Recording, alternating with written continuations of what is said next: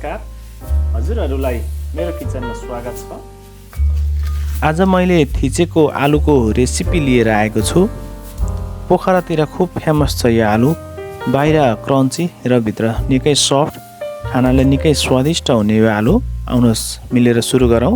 यो आलु कसरी बन्छ? सुरुमा हामीलाई आलु चाहिन्छ। मैले यहाँ 5-6 पिस आलु लिएको छु। आलु चाहिँ हामीलाई पुरानो आलुभन्दा नयाँ आलु एकदम बेटर हुन्छ, त्यसैले मैले यहाँ नयाँ आलु लिएको छु। हामीले चाहिँ आलुलाई राम्रोसँग पखालेर बोक्रा नरहने गरी सबै आलुलाई छिल्नु पर्दछ।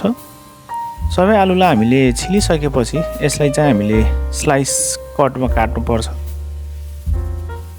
स्लाइस कटमा हामीले यसलाई हल्का बाक्लो खालको काट्नु पर्दछ। पातलो खालको काट्दा फेरि यो फुट्ने सम्भावना ज्यादै हुन्छ। यसलाई हामीले ठिक्कको बाक्लो साइजमा काट्छौँ।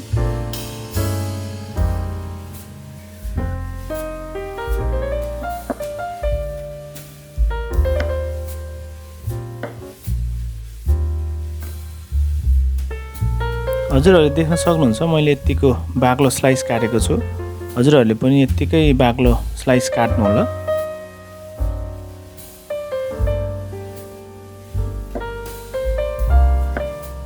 अब सबै आलुलाई हामीले यसरी नै काट्नु पर्दछ।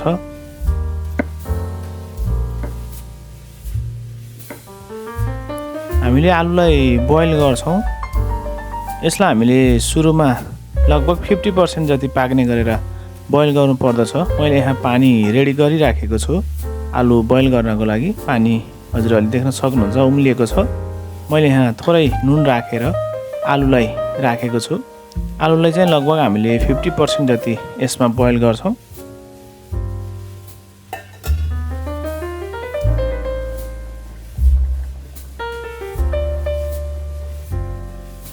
लगभग आलु 50% जति पाकिसकेको छ।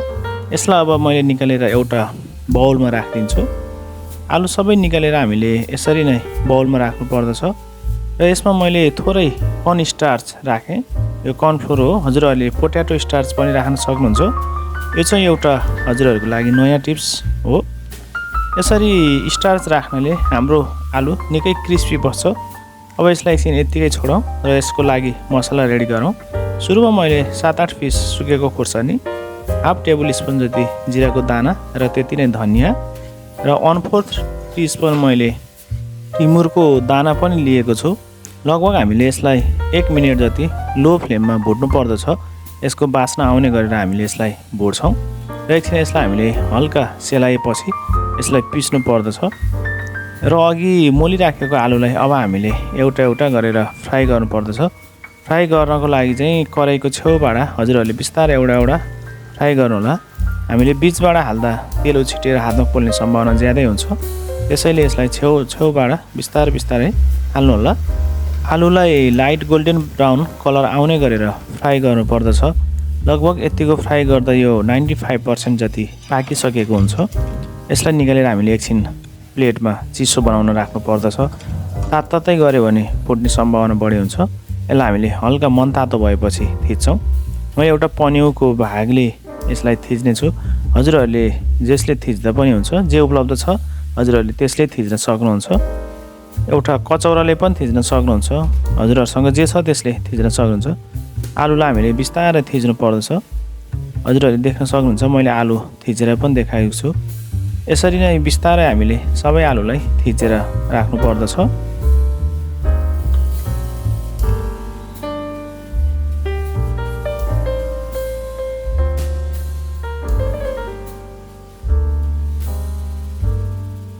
यो आलु खाँदाखेरि चाहिँ बाहिरबाट एकदम क्रन्ची र भित्र एकदम सफ्ट हुने भएकोले यो बहुत स्वादिलो हुन्छ। यो आलु हजुरहरूले देख्न सक्नुहुन्छ मैले अघिकै तेलमा थिचिरहेको आलुलाई फेरि फ्राई गरेको छु। अबको फ्राईमा चाहिँ हामीले पुरै गोल्डन ब्राउन कलर बनाएर आलुलाई निकाल्छौँ। आलुलाई चाहिँ अब हामीले एकैचोटि धेरै आलु हालेर फ्राई गर्न हुँदैन। आलु हामीले अलिक कम आलु हालेर फ्राई गर्नु होला। यदि धेरै आलु एकैचोटि हामीले हाल्यो भने आलु फुट्ने सम्भावना ज्यादै हुन्छ, त्यसैले हामीले थोरै आलु हालेर फ्राई गर्नुपर्छ। फ्राई गरेर मैले निकालिसकेको छु। हजुरहरूले देख्न सक्नुहुन्छ मैले आलुलाई एउटा बाउलमा राखेको छु। आलु एकदम राम्रो भएको छ। र त्यही तातो तेल मैले थोरै लिएर हल्का काश्मिरी मिर्च यसमा 1/4 टेबल स्पुन बेसार पनि मिक्स गरेँ र आलुमा त्यसलाई एप्लाई गरेको छु र मैले अघि पिसेको मसला 1 चम्चा राखेको छु र सल्ट पनि आफ्नो स्वादअनुसार हामीले राख्नुपर्छ।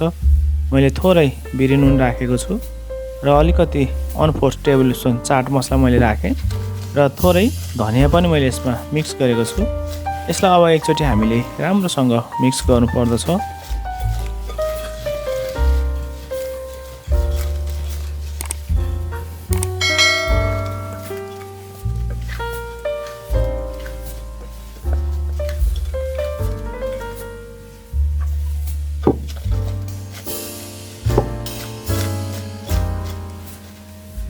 आलु चाहिँ फाइनल्ली रेडी भइसकेको छ। हजुरहरूले यसलाई अब आफ्नो इच्छाअनुसार सर्भ गर्न सक्नुहुन्छ। मैले चाहिँ यसलाई प्लेटमा राखेर यसरी सर्भ गरेको छु। हजुरहरूले चाहिँ आफूलाई मनपर्ने सससँग यसलाई टेस्ट गर्न सक्नुहुनेछ। यो निकै स्वादिष्ट हुन्छ। एकचोटि अवश्य बनाएर ट्राई गर्नुहोला। हजुरहरूले सुन्न सक्नुहुन्छ यो कति क्रिस्पी भएको छ। आजको भिडियो हजुरहरूले अहिलेसम्म हेरेर मलाई साथ दिनुभयो, त्यसको लागि हजुरहरूलाई धेरै धेरै धन्यवाद दिन चाहन्छु। आगामी दिनहरूमा पनि यस्तै नयाँ भिडियो लिएर आउनेछु। मेरो च्यानललाई हजुरहरूले अहिलेसम्म सब्सक्राइब गर्नुभएको छैन भने कृपया च्यानललाई सब्सक्राइब गरिदिनु होला। भिडियोलाई लाइक, कमेन्ट र सेयर पनि गरिदिनु होला। आगामी दिनहरूमा पनि यस्तै भिडियोहरू लिएर हजुरहरूसँग उपस्थित हुनेछु। त्यतिन्जेलसम्मको लागि हजुरहरूसँग बिदा चाहन्छु। हजुरहरूको दिन शुभ रहोस्। धन्यवाद।